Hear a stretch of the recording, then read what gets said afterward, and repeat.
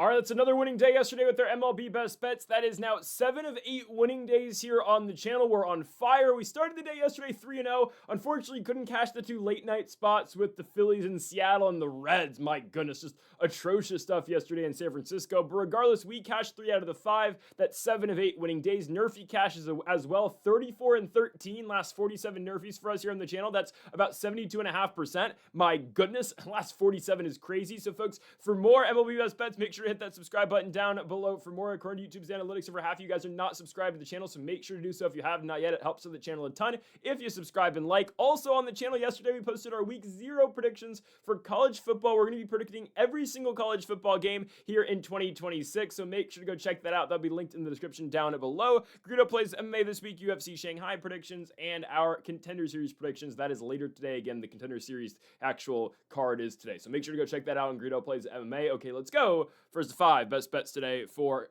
the MLB. We kick things off first with our NRFI. Let's go to South Beach, Florida, where again we are 34-13 with our last 47 NRFIs. Let's get another one. Marlins versus Red Sox.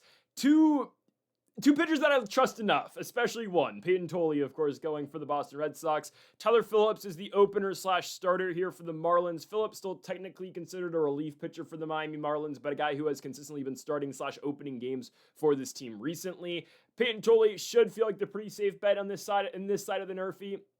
This has been one of the better pitchers in baseball over the last 2.5 months. He's posting a 2.16 ERA in the month of August. Now, we were right, by the way. I just want to, pat myself on the back a little bit here. Last game that Peyton Tolley pitched on Wednesday, we took D-backs money line plus money on the road in Boston, and Tolley gave up 3 runs, but ultimately the D-backs won that game in extra innings. We cashed in on a Peyton Tolley loss, something that hadn't happened since when the Nationals beat the Red Sox with Tolley on the mound back on July 1st. But regardless, Tolley's been really good. The NRFI did not hit in Tolley's last game, where he was, of course, starting for the Red Sox, and Brandon Pfaadt was starting for Arizona, as Pfaadt gave up a solo home run to start off the game. I think it was Sogard, right, that took him deep.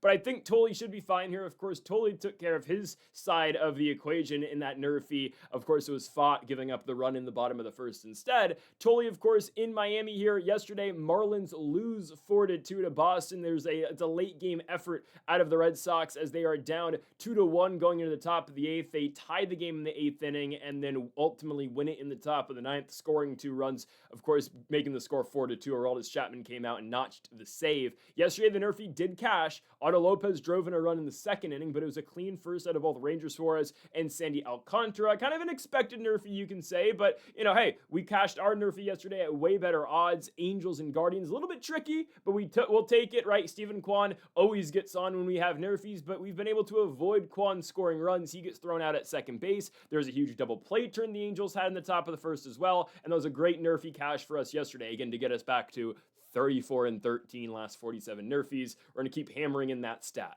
But anyways, I think the NRFI should cash once again today with Boston and Miami.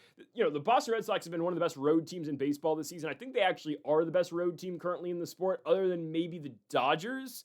Boston is 38-27 on the road because, mind you, they're a very bad home team, or at least they were for most of the season. Yankees have a slightly better road record, and I think the Dodgers probably do as well. Yeah, the Dodgers and Yankees are the only 2 teams in baseball with the better road record currently than the Boston Red Sox. But I bring that up because Boston, one of the better road teams in the sport at 38-27, and the Marlins, one of the best home teams in baseball at 41-26. Miami's still 2 games over 500, of course, coming off a sweep over the weekend against the Washington Nationals. Now, we don't care what the final result of this game will be. Of course, we just need 3 outs. Peyton Tolley will be given an assignment of Otto Lopez, Gilberto Hernandez, Kyle Stowers, and probably Agustin Ramirez and maybe Xavier Edwards in the first inning. Okay, very manageable. Very manageable. I will kind of bring up we don't talk Marlins NRFIs that much, of course, nowhere near the extent that we do with the Cleveland Guardians, because, of course, we don't pick a NRFI with a team more than we do with Cleveland. But with Miami, at least, it's kind of the same deal we talk about a lot with Stephen Kwan, right? And I'll just, use Otto Lopez in that equation, right? Kwan all the time, on-base machine. He, singles quite often. Same thing with Otto Lopez. Kwan, a high average guy. Otto Lopez, a high average guy. Lopez batting .310 on the season, and like Kwan for Cleveland, Otto Lopez, the leadoff hitter, of course, for the Fish. He's very important important in this game to get out, right? If Toley can get Lopez, our odds increase very high, again, if we're able to get that first out. From there, you're looking at likely Gilberto Hernandez, you're probably looking at Stowers, or probably not Stowers, actually, because, righty going here, or sorry, left, no, actually, no, it'll be the same lineup, I apologize, because it was Ranger yesterday for Boston. Yeah, you're going to see the same exact 1, 2, 3, 4, 5, I'd assume, for Boston. Lopez, Hernandez, Stowers, Agustin Ramirez, and Xavier Edwards. Fine by me. The biggest out is going to be Otto Lopez, who did have 2 hits yesterday, along with Gilberto Hernandez, who had 2. I think we should be okay, though. And, of course, if Toley does find himself in a jam, this is one of the leading strikeout pitchers in all of baseball this year. I know Toley hasn't pitched a complete year, had an injury early in the year, if I'm not mistaken, right? I believe he was injured earlier in the season, or didn't get called up until April. Regardless, didn't make his debut this year until late April. He's still a top 30-ish pitcher in strikeouts, and he's missing 4 to 5 starts that all the other pitchers in that strikeout leaderboard have. So Toley's put up a really good season, 3 ERA season-long stats, 1.08 WHIP, and again, even if there are base runners on, Toley should be able to manage his way through a jam with the high strikeout numbers that he has. Of course, the 14 Ks a couple starts ago at home against the Vegas, Sacramento, Oakland Athletics. His last start, only 6 Ks against Arizona, and that was the first game again the Red Sox lost with Toley on the mound since their L to the Washington Nationals on July the 1st. Flip side, Tyler Phillips pitching against the Boston Red Sox. I do believe this is the tougher part of the equation. Boston's lineup can be very up and down at times, but I will say I trust Peyton Toley a lot more than I do Tyler Phillips. Phillips, again, the opener/starter tonight for the Marlins, 3.67 ERA on the season with a 1.37 WHIP. His last outing was against the Philadelphia Phillies a week ago from today. Phillips was not the opener. Instead, the opener of that game was Cade Gibson for the Fish. You get Phillips going in very late in the contest. I believe he pitched the 6th and the 7th, gave up 2 runs. Only gave up 1 run, but still went 2 innings, gave up 1 run just a week ago. We have seen Phillips, though, quite often in opening type roles. And I will say, as an opener this season, at least recently, he has been very productive. I just need 3 outs to start the game. Likely Boston will send out the same lineup they sent out yesterday with Nick Sogard in the leadoff spot, who, can make a very big impact early in spots. Cedinne Rafaela, Wilyer Abreu, we have Wilson Contreras, and Adley Rutschman in the 5. Okay, I do need to point this out, by the way. Adley Rutschman, still as a Boston Red Sox, is batting 146. Yesterday, another 0 for effort out of Adley, who, of course, the Red Sox sent a bunch of prospects over to Baltimore for. Rutschman, 0 for 5 yesterday, and again, the season-long batting average, at least specifically with the Boston Red Sox, is 146. I think Phillips is able to get these outs. Most important out for me, I don't know, it's, very close between Nick Sogard and Cedinne Rafaela. Got to keep these guys at least out of scoring position for potentially Wilson Contreras in the 4 spot. Yes, Contreras did go 0 for 4 yesterday, but of course, he was an all-star this season, right? One of the better runners in scoring position guys in the sport. Got to keep at least Sogard and Rafaela off of second base up until a Contreras AB, or hopefully, right, it doesn't even get to Contreras with him batting in the 4 spot. Hopefully, we'll see if Tyler Phillips can get Sogard, Rafaela, and Abreu to start this game. But the NRFI did cash yesterday with Suarez and Alcantara. I think, Peyton Toley's, probably, we can say he's better than Ranger Suarez, even though Suarez is having a good season. We are downgrading some with Miami starter, again, going from Sandy Alcantara to Tyler Phillips. But I believe enough in the play here. And again, the numbers over the last 47 days really reflect us pretty well. 34-13 last 47 NRFIs. That's good for 72.4%. We'll absolutely take it. I do believe we get yet another one here today. This one's going to be priced at minus 130 odds between the Boston Red Sox and the Miami Marlins. In terms of the actual winner of the game, it likely will be Boston, but, I tend to stay away a lot from Miami Marlins money lines, or at least just picking a winner of a Miami Marlins game when it is in South Beach, because again, they are just one of the better home teams in the sport, despite the fact they sold off at the deadline too. Regardless, give me the NRFI today between Peyton Toley and Tyler Phillips with the Red Sox and the Marlins again from Lone Depot Park in Miami, Florida. Okay, on to our second best bet of the video. We go on to our Washington Nationals best bet of the day, and yes, I am taking Nationals money line. Okay, hold on now. Hold on. I didn't take it yesterday, of course, because it was not playable. Nationals were minus 180, and I did say yesterday, I don't feel like the Nationals should be favored against anybody right now, but the get-right spot for the Nationals was the Colorado Rockies. And again, I'm not saying get-right spot, they're going to go on a run now. They're 9 games out of the playoffs. They're going to get back to 500. No. The get-right spot is, let's try to win more games in the last 2 seasons. In both 2025 and 2024, the Washington Nationals won exactly 71 games. We're hoping we can get over that mark this season. Yesterday was the Nationals' 62nd win of the year. My over-under is 64.5, so I think we're going to cash it. But I like the Nationals today. Right now, as of August 25th, there are two pitchers we can trust that start for the Washington Nationals. They are Cade Cavalli, who picked up a huge win yesterday for the Nats, and Andrew Alvarez, who gets the ball tonight. And specifically, I love throwing lefties at the Rockies. Their best bats, all of their best bats are from the left side of the plate, to the point where you get a guy, like Mickey Moniak, who great against right-handed pitching, pretty awful against lefties this season.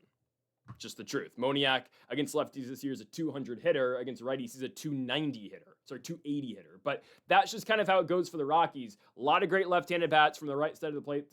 Against really left-handed bats against other lefties. Of course, they do tend to struggle quite a bit. Rockies Nationals yesterday, a 13-3 victory for the Nats. Much needed. They were no hit through 4 innings yesterday, and they finally came through in the bottom of the 5th, scoring 2 runs.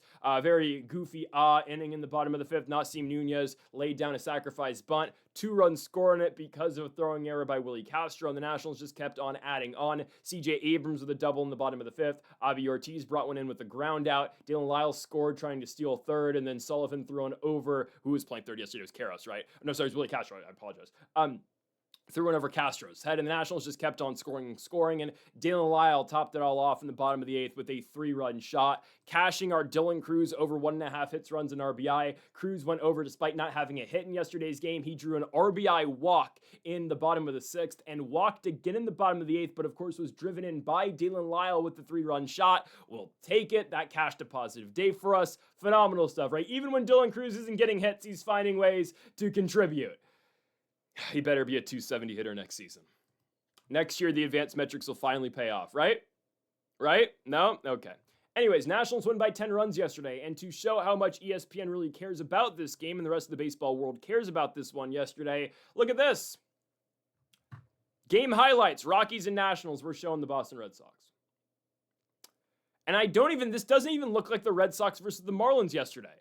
This looks like Marlins versus Yankees, I think. I'm just trying to this backdrop does not look like Lone Depot Park. It looks like Yankee Stadium. But I guess if you scroll here, Dylan Lyle smashes a home run. Tovar hits a home run. The Nationals scored 13 runs and we have 1 highlight compared to 2 for the Rockies. Okay, whatever, man. It's whatever.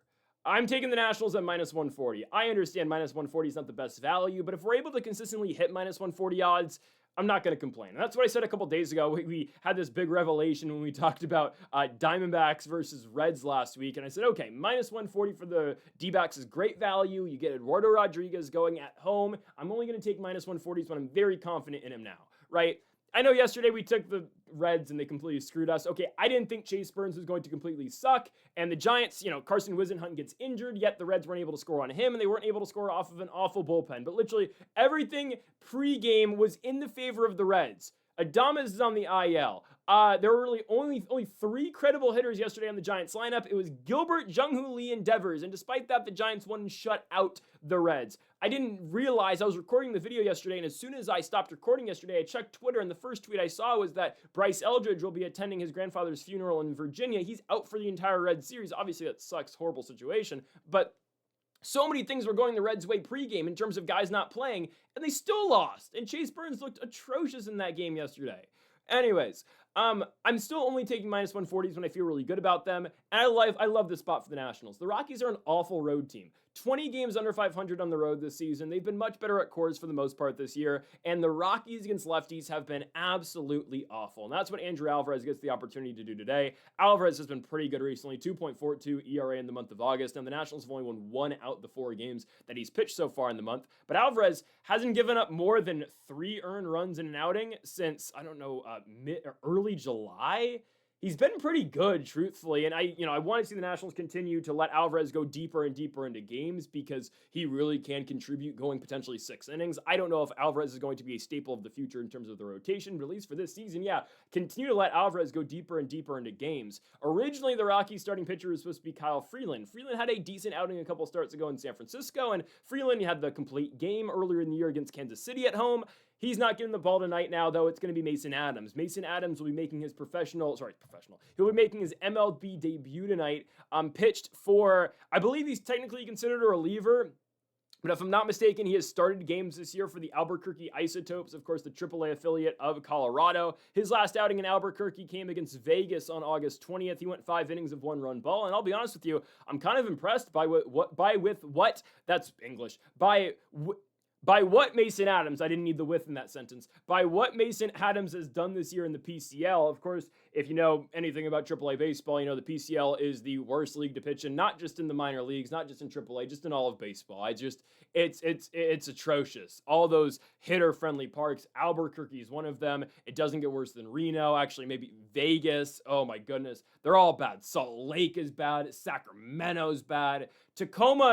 Tacoma's not a pitcher's park, but it's still probably the best pitcher's park in all of the PCL. It's an awful place to try to pitch in because there's so many hitter-friendly environments, high elevations in Salt Lake. It's hot in Sacramento, and the fences are short. Vegas, it's hot as hell. Ball travels with short-ass fences. It's crazy, the PCL, right? If you just want to sit back, and I understand, watching AAA baseball might not be the most fun thing to do. If you got nothing to do, just watch a game played in Vegas or, Salt Lake. You're going to see, Reno. Reno's the worst of them all, I believe. Hot as hell, somewhat high elevation, if I'm not mistaken, and ball flies there. Everyone bats 350 with 20 home runs every single season in Reno. Anyways, Mason Adams has pitched through the PCL this year, and he's pitched pretty well. 3.48 ERA with a 1.2 whip. You know what? You'll absolutely take it. This is a guy, though, who has bounced from a couple different teams, and that's the thing. Okay, he's only had, 4 outings in Albuquerque this year, but 2 ERA.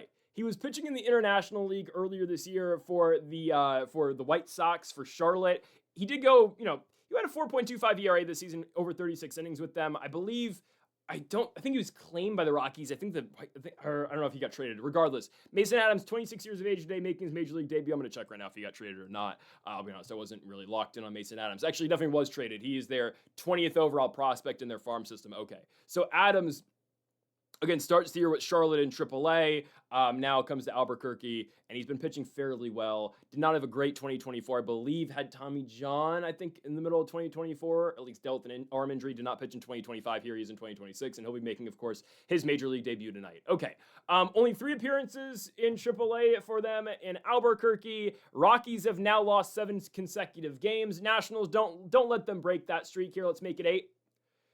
Rockies can't hit left-handed pitching. That's exactly what Andrew Alvarez is. Think about all these good Rockies bats. Most of them are all from the left side of the plate. Jake McCarthy, again, perfect baseball player, leads off the game yesterday with a single off of Cade Cavalli. And I will say, the Rockies did some damage early against Cade. Willie Castro solo shot in the top of the 4th. Ezekiel Tovar, of all people, solo shot in the top of the 5th. But Cavalli limited the damage. Another quality start for Cade. 6 innings, 5 hits, and 2 runs with 7 strikeouts. ERA on the season down to 3.21. Phenomenal. But think about all these Rockies bats. Jake McCarthy, left side of the plate. Willie Castro, slightly better from the left side of the plate if I'm not mistaken, right? I need to get these numbers correct. Yes, slightly better, I believe, against lefties. Mickey Moniak can only hit right-handed pitchers. TJ Rumfield, left-handed bat. They're all lefties. Troy Johnston, left-handed bat. Zach Veen, left-handed bat. They're all lefties in this lineup. Hunter Goodman on the IL. Kyle Karros on the IL. Those are arguably your 2 best right-handed hitters who will not be able to play today, of course, because they're both injured. I believe Karros got a concussion, right? Yes, Karros has a concussion. Goodman will be out until post this national series. It looks like a great spot for the Nats. It does. And the Nats get another righty here, and Mason Adams making his MLB debut. I think he might struggle here. CJ Abrams is back in the lineup. Abrams did go 1 for 4 yesterday. We'll take it. Avi Ortiz broke a 26 at-bat hitless streak yesterday. Great. Dylan Cruz didn't have a hit, but goes over 1.5 hits, runs an RBI. That's all I care. Dylan Lyles caught fire yesterday. 5 RBI for Dylan on a 3 for 4 night. Brady House is hitting righties better. Give me Andres Chaparro, please, in the lineup today. Keibert Ruiz is averaged up to 285, by the way. This is going to be all great. No Jorbit Vivas tonight. I don't care. Jorbit went 3 for 5. No. Throw Jose Tena in there, I guess.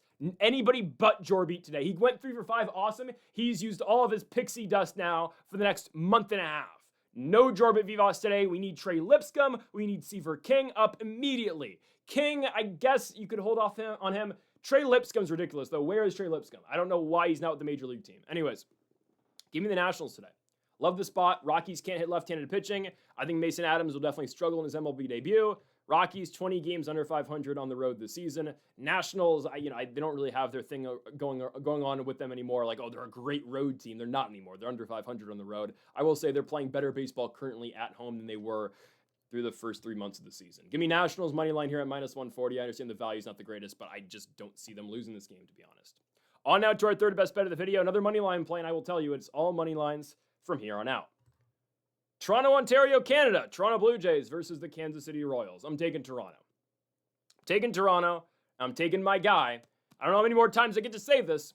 I'm taking Mad Max Scherzer. Okay. I'm taking my guy, one of my favorite players of all time, Max Scherzer in the Blue Jays, to win today at home against the Kansas City Royals. We have been hyping up the Royals a little bit. Now they are only 8 games out of the playoffs, despite the fact they're 16 games under 500. KC's only 8 out of the postseason because they have put themselves into that position with an 8-game winning streak. All good things eventually must come to an end. Tonight, that Royals run ends. And believe it or not, this is actually a pretty big series for both teams. Now, 2 weeks ago, I wasn't thinking I was going to say, oh, the Royals have an important series coming up. They actually do here. Hypothetically speaking, if Kansas City could sweep Toronto, which would be difficult, but no Dylan Cease, no Jose Soriano for Toronto in the series. You get Scherzer, you get Bieber. I don't know who's going to pitch the other game for them. Not completely sure. But regardless, it's a manageable series. And again, hypothetical situation. Of course, we're taking Toronto here. But if KC somehow wins and somehow sweeps, which if they win today, I'm gonna believe they're gonna sweep this team, right? Because I'm looking at the series. I think today might be the only game Toronto wins here at home. Scherzer, Lugo tomorrow. Dobnak versus Bieber on Wednesday. Lugo, Scherzer today. Dobnak, Bieber tomorrow. And Noah Cameron's pitching for KC on Thursday. We know how good he's been. Hypothetically speaking, let's say the Royals sweep. Let's say Kansas City gets now to 13 games under 500. Let's say they're 6 games back of the wild card then. Let's see this is just how the entire AL wild card picture has been shaping out to be. Let's say they find themselves 6 back. Who do they play over the weekend? The team currently in that last wild card spot with the Guardians. It's very unlikely, I understand, but let's say hypothetically the Royals, which I know they're already on a 7-game winning streak. Let's say they sweep the Jays, get them to a 10-game winning streak. And then they play Cleveland, who holds that last wild card spot. Hypothetically speaking, let's say they sweep them as well. I understand that would be a 13-game winning streak for Kansas City, but let's just say they do it for the purpose of this argument. Let's say they do it. Royals go on a 13-game winning streak. They could find themselves 3 games out of a playoff spot going into the month of September. Again, that would require them to win out in the entire month of August. But I've seen crazier things. I'm just putting that out there. The Royals are playing really good baseball right now. But. All things ultimately must come to an end. All good things, well, everything comes to an end. But ultimately, every good thing also comes to an end too. That Royals win streak ends tonight. It ends today. It ends in Toronto. Maybe this is just an America streak. I don't know. And here's the thing. I'm expecting KC to win the next 2 games of this series. If we get Kansas City on Thursday with Cameron on the mound at playable money, absolutely. Sign me up for that. I'm not taking him here. Max Scherzer, I understand Max Scherzer's numbers don't look great on the surface. And yeah, I mean, the guy's got, a 7 ERA, and it pains me, man. It pains me. This is one of the greatest pitchers of all time. This is a top 5 pitcher in Major League Baseball history. Yeah, you heard me. That's how great Max is, okay? Just saying. Prime Nats years Max Scherzer, whew. Man, 2018 Max Scherzer. Anyways,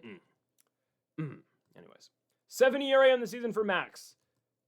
Look at his Savant page. It's actually not that bad. It's not the worst. I've seen worse than this. Max Scherzer, and I get it. There's a lot of blue in the chart, right? I mean, take me back, man. Oh, look at all that red. Oh, that's what Miz's chart looks like right now. Anyways, I get it, right? And you go from, just one more time, 2018, 2026. Okay, right? Max was 34 in 2018. He's 42 now, and for a 42-year-old, ultimately, this isn't that bad. Scherzer, 4.68 expected ERA. Okay, actual ERA, 7.4. Eventually, that number is going to come down. Expected batting average, 248.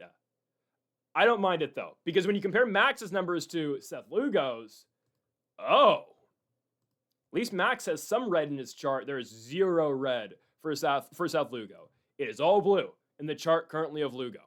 5.18 is that? 5.16, 5.18 expected ERA, 280 opponent's batting average against. Nothing stands out for Seth Lugo. He has not been good this season. Give me the Jays. Give me the Jays. KC bullpen's been better recently, but I still feel like eventually that's going to implode. There is also a reason the Royals are still 16 games under 500, despite the fact they've won 8 in a row. And again, like I mentioned earlier, it's actually a big series for both teams. Again, we went over that situation where, okay, if the Royals sweep here and they're somehow able to sweep Cleveland over the weekend, they could be 3 games out of a wild card spot. And they'd still be, they'd still be 10 games under 500? No, 8 games under 500. But if they sweep both these next series, they could be 3 back of the postseason. But huge series for them. Bigger series, of course, for Toronto. With the way the Guardians are playing right now, Cleveland on a 5-game winning streak, they continue to win games. The Guards have gotten back to 500, and of course, Cleveland's not looking just for the wild card. They're hoping they can win the division, 2.5 games back of the Chicago White Sox. I'm starting to kind of believe they're going to do that, and obviously, then I would kind of expect the White Sox to be the final wild card, but who knows, right? The rest of the American League, of course, that's vying for that wild card is hoping that Cleveland just keeps on losing games and doesn't even become competitive in the AL Central race, because if they become competitive in the AL Central race, that kind of, puts Chicago back in the wild card race, and of course the White Sox are actually over 500. So unless, of course the White Sox go on a losing streak, but that's neither here or there. Toronto's 2 games back of the wild card right now. You got to keep up with Cleveland. Cleveland currently has it at 66 and 66. Houston's a game and a half behind them because, yes, Texas, the Rangers now have the American League West for now. Minnesota 2 games back, Toronto 2 games back. They're both 64 and 68. Baltimore, Seattle are kind of hanging around. I'm starting to get the feeling the Mariners actually might win the American League West. I know I've dogged on them so much this year. If Cal Raleigh starts doing that again, 3 home runs yesterday for Cal Raleigh, okay. I might have to believe a little bit. Because right now, the way the Seattle Mariners are playing currently compared to the Rangers and Astros, yeah, the Mariners are by far the best team out of the bunch.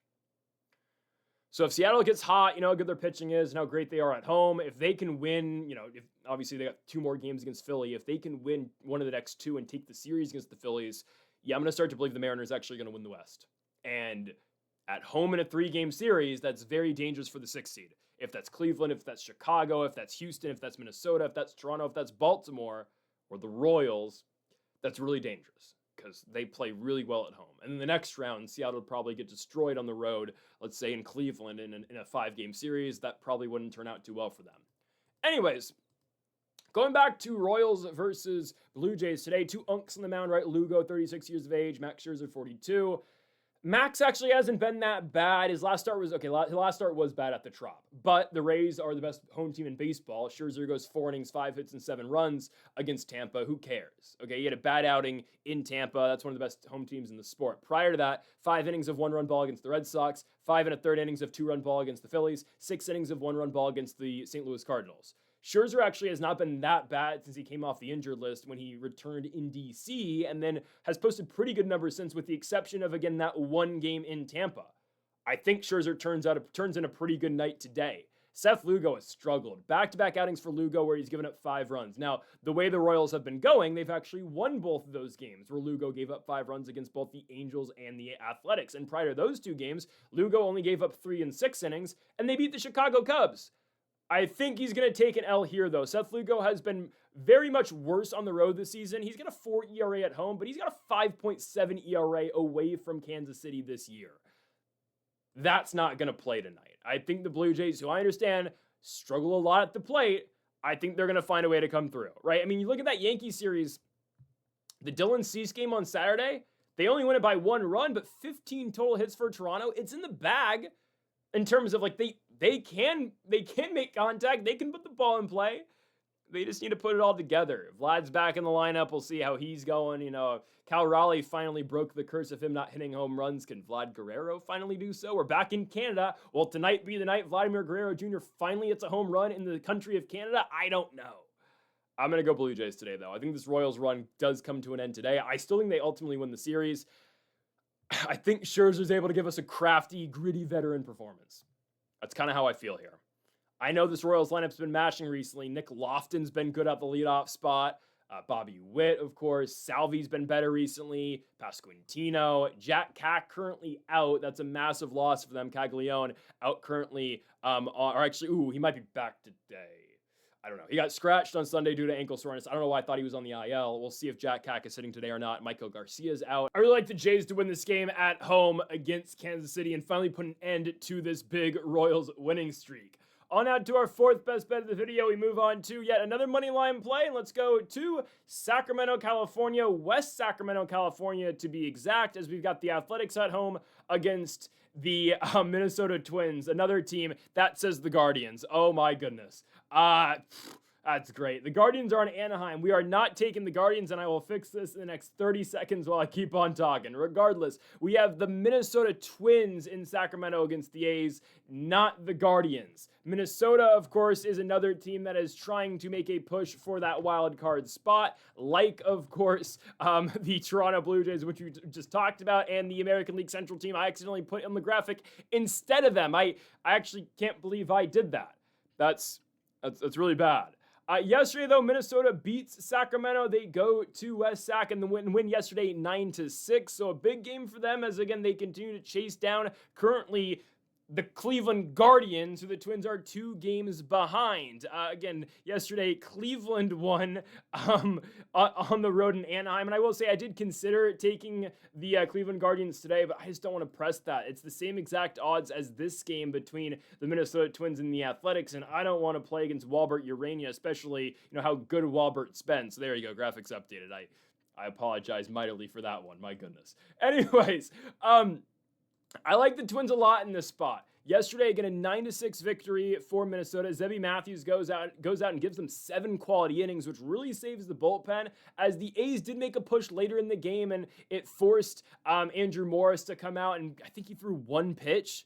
I think he got the final out on 1 pitch to end the game. But a typical West Sacramento high-scoring game. Twins 16 hits, A's 12. Twins win the game 9-6, but that game really is not that close as the Twins go into the bottom of the 8th inning up 9-1. Again, the Athletics were just able to score 1 in the bottom of the 8th and then 4 in the bottom of the 9th to make the final result look competitive. Jeffrey Springs was the starter yesterday for the A's, and if you watched the Athletics this season, Jeffrey Springs has sucked for the most part, but this Twins lineup still continuing to catch fire. Yesterday, Luke Kershaw, 2 hits. Byron Buxton, 3 hits. Ryan Jeffers with 1. Josh Bell with 1. A huge 2 RBI double in the top of the first. It was just an RBI double to kick off the scoring. Cody Clemens had 2 hits. Royce Lewis had 1. Kalen Culpepper had 4. Brooks Lee had 1. And Ryan Kreidler had 1 as well. So every single hitter in that Twins lineup yesterday did get on base with a base hit. And Zebby Matthews gave them a phenomenal outing of 7 innings of 1-run baseball. Matthews has been low-key, quietly good on the road recently. And just in general, but on the road specifically, he's been great. In Sacramento, in Milwaukee, in Seattle. Don't look now, Twins have won 5 in a row with Zebby Matthews on the mound. Respect. Today, they turned the ball over to Taj Bradley, who currently, out of their active starting pitchers, is their best arm. Joe Ryan's still on the injured list. Taj Bradley is now their best starting pitcher. And yes, Zebby Matthews has been really good recently. Taj is their best guy, though. 3.9 ERA with the 1.28 whip. It depends on the game, what you're going to get out of Taj Bradley. I think we get a serviceable enough start. I understand it's West Sac, toughest place to pitch in all of baseball. Yes, more difficult than Coors Field, 100%. I think Taj Bradley gives them a serviceable night. Let's not walk anybody, please, which is always a concern with Taj Bradley. He averages 3 walks per game. Boy. Gage Jump hasn't been that good recently. Last outing for him, gave up 5 runs in 4 innings against the Royals. Was okay against the Rangers. Actually had a really good start at Fenway against the Red Sox, but then was awful at home against the Detroit Tigers. And like every Athletics pitcher, they are pretty decent on the road, but awful at home. 3.4 ERA for Gage Jump on the road this season. 6 ERA in West Sacramento. I think 1 start included in Las Vegas. But regardless of where the A's play, they only play in PCL home parks. Their starting pitchers are usually going to suck. Just because of the environment, West Sac's such a difficult place to pitch. Gage Jump whip on the year, 1.51, ERA 4.83. I think Taj Bradley outpitches them, but I will tell you right now, I expect both teams to score quite a bit of runs. But then you compare both lineups and you see what happens in yesterday's game. Well, you trust the Twins a lot more currently than this A's lineup. The Athletics are still battered with injuries, as the A's have now fallen to 30 games under 500 at 51 and 81. It's crazy because this team had a lot of potential, at least we thought, at the beginning of the season. They're still just decimated with injuries right now. A couple guys just out for the season. Tyler Soderstrom out for the year. I believe Shea, is going to come back, but still out for the time being. I don't know when Joshua Kuroda-Grauer is coming back. Okay, 8 days ago, the Athletics announced that Kuroda-Grauer, and then just look at this. I mean, it's messed up. I'm not joking about this at all. This is messed up. It's just, man, it is kind of crazy just to see like the injury. The Athletics announced that Kuroda-Grauer, and then in parentheses, testicle, has resumed taking part in light non-impact activities. It's so messed up what happened to him. He just got hit in the nuts. Sucks. But hopefully Kuroda-Grauer will be back on the field soon for the Athletics. That day, though, is not today. So Kuroda-Grauer is still out. You're likely, as Soderstrom's out for the season, no Shea Langeliers, and it leaves you with the lineup the A's are throwing out there yesterday. Henry Bolte, of course, I have to say, right, my old high school rival, me and Henry Bolte, the classics that were put on, big center field matchup, right? Back and forth, hey, 2 home runs versus an infield single, right? Hey, 3 stolen bags versus 1 stolen bag. Watch out now. Come on now. He may have batted. Actually, they batted Henry Bolte leadoff in high school. But hey, I was doing my thing in the 5 spot. And Bolte was a year older than me too. Okay, so I still had a year. Okay, I batted 330 my senior season of high school. I'm just saying. Anyways, Henry Bolte batting 275 in the bigs though. I wish I could do that. Now Bolte's great. The rest of the lineup though: Jeff McNeil, Zach Geloff. Those are your 2-3 hitters right now. Butler in the 4, Tommy White, Donovan Walton, Max Muncy, Carlos Cortez, who has cooled down quite a bit. Same with Jonah Heim. Jonah Heim's been pretty bad recently. I don't trust this team. I don't trust their bullpen at all. I don't trust Gage Jump. I will say Gage Jump is one of their better starters. Their best arm by far is JT Ginn as a starting pitcher, but Jump's probably their second best guy. I don't trust Jacob Lopez. I certainly do not trust Jack Perkins, and I do not trust Jeffrey Springs either. But, the problem the Athletics have is that, their only real reliable guy is JT Ginn. And even then, obviously, it's not a sure thing that they're ever going to win, that they're going to consistently win, let me say, with JT Ginn on the mound. I like the Twins here, man. Minnesota, again, chasing down that wild card. A win today and a potential Guardians loss gets Minnesota back to 1 game under. And like we mentioned earlier, the Guardians on paper have a very difficult matchup today. Yes, Gavin Williams is really great, but Walbert Urania has been a phenomenal pitcher at Angel Stadium this year. So we'll see what happens there. It's a massive spot for the Twins. I think they take it. I think Taj Bradley gives us a decent enough start. It's going to be so important, though, that he doesn't walk a lot of guys. I would take, and I think the Twins are going to kind of feel like this way, too. I don't know, again, if they can limit the walks because, Taj Bradley struggled his entire career with them. But you'd rather the A's, hit the ball over the fence than do that. In terms of, there are going to be times where, all right, just give up the solo shot rather than try to pitch around a guy or try to paint the corners every single AB. I don't know if that entirely makes sense, but just if the A's get 10 hits instead of, 8 hits and 5 walks, you'll take it. That would be a lot, honestly. He needs to limit the walks because this ballpark, right, those walks are going to come back to bite you in the ass because of the dimensions of the field and the way this thing plays. I think Bradley, though, does outpitch Gage Jump. And Bradley, man, the underlying numbers aren't that bad for him. Fastball velo is great this year. Expected batting average against is 225. K rate's pretty good. Of course, the walk rate is not good. But I think Bradley and the Twins do get this game on the road. I'm going Twins money line at -140 in West Sacramento. As we move on to our final best bet of the video, the game that, of course, was in the thumbnail, Paul Skeens time. And I'm picking against Paul Skeens. Oh, no. I don't think I've done this all year. When the Nationals played the Pirates, did we take the +1.5 or did we take a player prop? I think we took a player prop. I'm going against Skeens today. It's something I've debated doing a lot, and I will tell you right now. Okay, so I was planning on taking Skeens the last time he pitched, truthfully. The last time he was scheduled to pitch.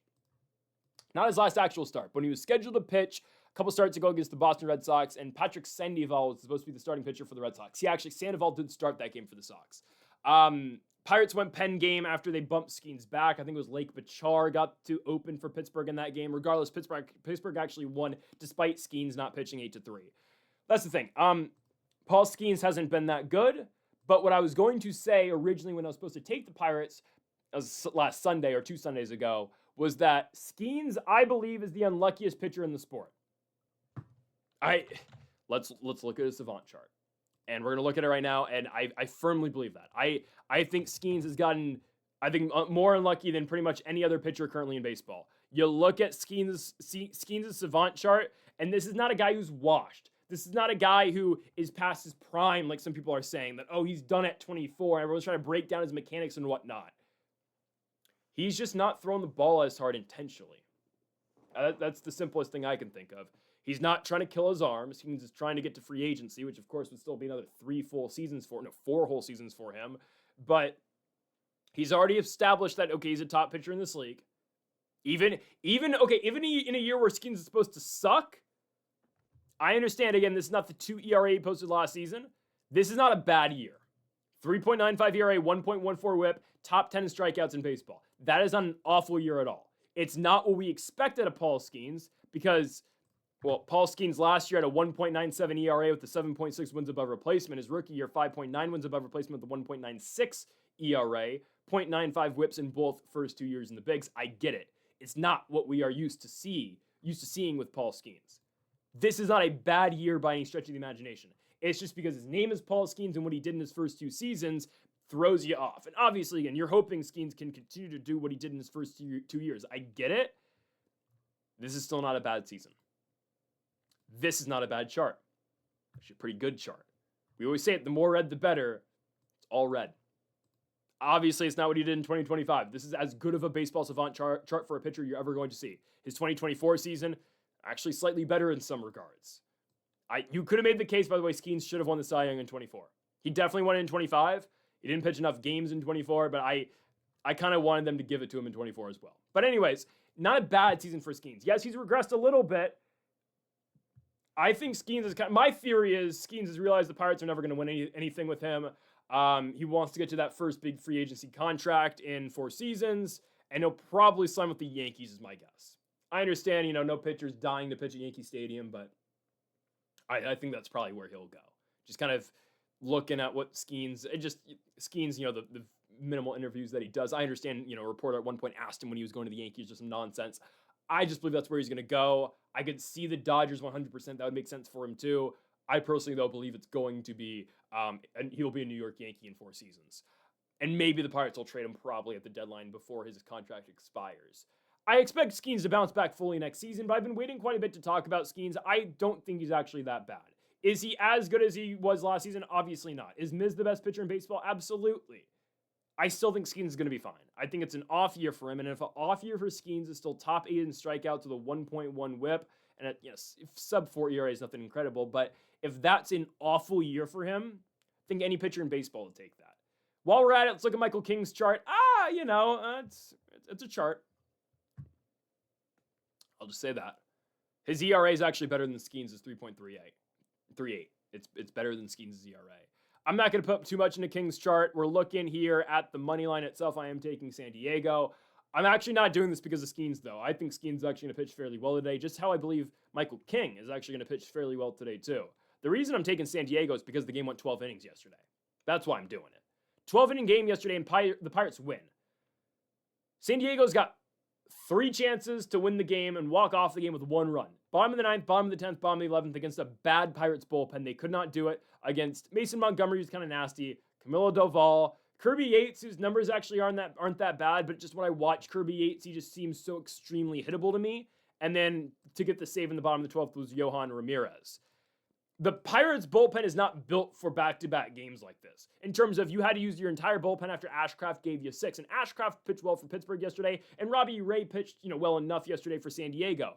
I know the Padres had to use their entire bullpen yesterday as well, but they've got way more options going into this game. They do. I don't know if Mason Miller is available. I do not know. He pitched Friday, Saturday, and Monday. So that's 3 out of the last 4 days Mason Miller has gone. But if you look at where San Diego's at in the standings, you only got 2 games on Arizona. If they need a save in the 9th, where we're at in the season, they may go to Mason Miller. Never mind, he threw 30 yesterday. I thought he threw way less than 30. No, Mason Miller's definitely out. Okay, it's fine. Adrian Morejon's the closer today. Adrian Morejon would be a closer, on over half the teams in Major League Baseball. Fine. No Miller today. That sucks. Whatever. Give me Morejon. I'm okay with that. Bradley Rodriguez probably is going today as well. He's had his moments this year, but he's got a 2 ERA. Yuki Matsui, every time I watch him, he's absolutely atrocious. Yuki Matsui, though, will likely not be available today. That's fine. But you got Morejon, you get Rodriguez. Jeremiah Estrada will be able to go as well. He came off the injury list recently. Okay, there's enough relievers for San Diego. It's just you're asking all these Pittsburgh guys to go another game. No Luke Weaver today, but you're probably going to be able to get Doval, Montgomery, Soto. Oh no, I'm so scared. The Padres have been much better in the second half. They're now 10 games over 500, and obviously there's a reason that they're even in the race in the first place, and it looks like they're going to be in. Okay, I know this changes every single day, but right now, yeah, I think they're going to get in over Arizona. We'll see. They only have 2 games on them. But it's going to come down to San Diego versus the Diamondbacks for that final wild card spot. I ultimately do think it's going to be the Padres because their bats have heated up recently. I know yesterday they had so many opportunities to win the game, and ultimately they just couldn't do so. Still, the lineup has been much better recently, and I think they're due for a bounce-back game here. Tatis, Cronenworth actually was like the only actually decent guy in the lineup yesterday. Jackson Merrill, Manny Machado, Ty France, Gavin Sheets, his Bogart still sucks. But Luis Rengifo will probably be back in the lineup today, who bats .315 as a Padre this season. I just think the Padres bounce back in a massive way here tonight. And the starting pitching matchup, how deep do the Pirates let Skeens go? Even if Skeens is pitching well, I don't think they're going to let him pitch more than 5 because the Pirates know they're not going to be in the playoffs. Pittsburgh is 7.5 out. They are 5 games under 500. They're trying to preserve the Skeens' arm until they're ultimately able to trade him for the maximum value that they can get. Now, would the maximum value have been last season? Maybe, sure, but obviously that just wouldn't have made sense to trade a 23-year-old last year. And they probably won't trade Skeens next year, lockout or not, but they'll be looking to trade him ultimately before he becomes a free agent, obviously to get some value on the guy. They're going to pull Skeens after the 5th. I just don't think they allow Skeens to go more than 5 innings. Even if he's coasting, unless he's got a no-hitter, they're not going to let him go more than 5 because they're trying to preserve this arm. And again, the position that they're at in the season and the postseason picture, there's no way they push the button here on Paul Skeens, which leaves you so many empty innings for this Pirates bullpen just to pick up. And I get it. The Pirates lineup has been okay for the most part this season. They've actually been pretty good. I don't care. I think the Padres win this game. I like Michael King enough here at home. Do I think, he's at the caliber of a Paul Skeens? No, even though Skeens has struggled some this year. Michael King, though, at home this season for the Padres at Petco Park, 3.2 ERA. Sign me up for that one. I'm going Padres money line here at home, and I will say the Pirates don't really win much with Paul Skeens. Not really, right? They've lost 4 out of 5 going into this game with Skeens. Yeah, they finally won 1 against the Tigers, but they've struggled a lot with Skeens recently. I'm going to take the Padres. I haven't done it all year long picking against Skeens. Today is that day. Padres get it done at -115. Their bullpen's more equipped for a game like this coming off of yesterday's extra innings showdown compared to the Pirates' pen. Padres money line to close the day. And folks, that'll do it for our MLB Best Bets here on August 25th. If you have not yet, though, make sure to hit that subscribe button down below for more. Make sure to leave a like if you enjoyed the video. Make sure to comment if you just good thing in the picks. Folks, that'll do it for our MLB Best Bets here on the 25th. Folks, thank y'all for watching, and Mamba forever.